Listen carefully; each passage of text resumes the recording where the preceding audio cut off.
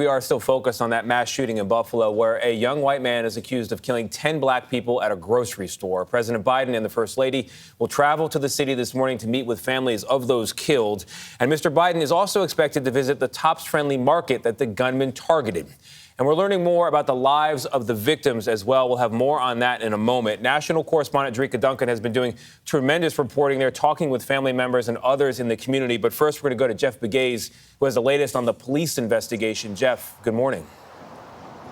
Good morning. Law enforcement sources tell CBS News that the alleged gunman purchased the AR-15 style weapon used in that attack legally. They also believe that he intended to continue his killing spree at other locations after scouting specific targets for months. The individual was here a few months ago, back in early March. Authorities believe the suspect scoped out the site of Saturday's shooting 2 months in advance. In an online post, the 18-year-old allegedly wrote that he'd been confronted by a security guard at the time and referred to the interaction as a close call.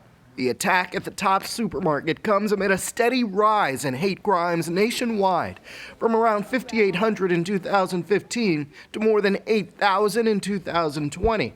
It is no surprise in many ways that this shooter in Buffalo tried to live stream his attack, signaling back to the communities online to say, this is how you do it. Orrin Siegel tracks extremists for the Anti-Defamation League.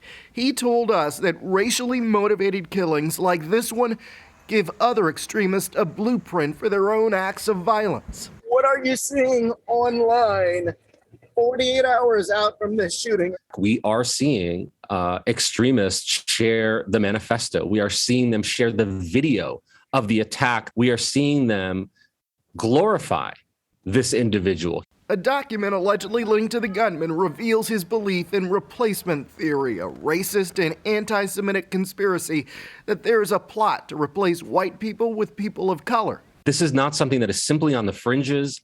This is also a theory that we are hearing from elected officials and from some of our broadcast news. A recent Associated Press poll shows that roughly a third of Americans believe an effort is underway to replace people born in the U.S. with immigrants for electoral gains. Republicans are more likely to harbor that belief. Monday, Republican Congresswoman Liz Cheney called on her colleagues to reject such views, tweeting, "The House GOP leadership has enabled white nationalism, white supremacy, and anti-Semitism." We have been made aware of many social media posts going around with possible threats. Officials now say that they're concerned about copycats. Police arrested a Buffalo man who they say referenced the Tops shooting in calls to a pizzeria and a brewery. He's been charged with making a terrorist threat. This is what's going to happen if you make threats. You are going to get arrested, and then I am going to prosecute you. The suspect in the weekend killing spree pleaded not guilty to a murder charge. He is expected in court on Thursday. Right now, he's in a jail cell behind me. Nate. Jeff, thank you.